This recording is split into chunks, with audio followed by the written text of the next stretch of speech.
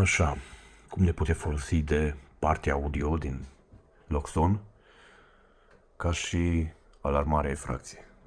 Avem un audio server, avem o boxă aplicată în cazul ăsta și avem un contact magnetic și în aplicație avem partea de alarmă.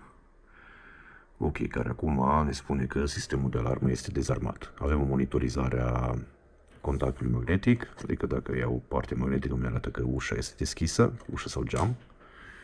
Mai exact, discutăm de partea asta micuță de aici, deschis, îl punem la loc închis și dacă îmi dau o armare, în clipita asta sistemul este armat.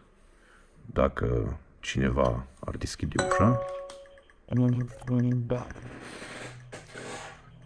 vaporile se pornesc, se opresc și în câteva secunde o să pornească partea de alarmă audio. Este pusă cu întârziere. Deci,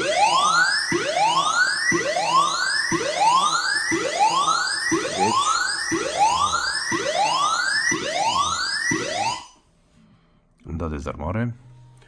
Deci, dacă avem audio instalat, mai exact mini-serverul de la Loxon și avem sistemul multi-room audio instalat de la Loxon, putem să folosim difuzoarele și ca și sirene interioare, în așa fel încât să descurajăm infractorul.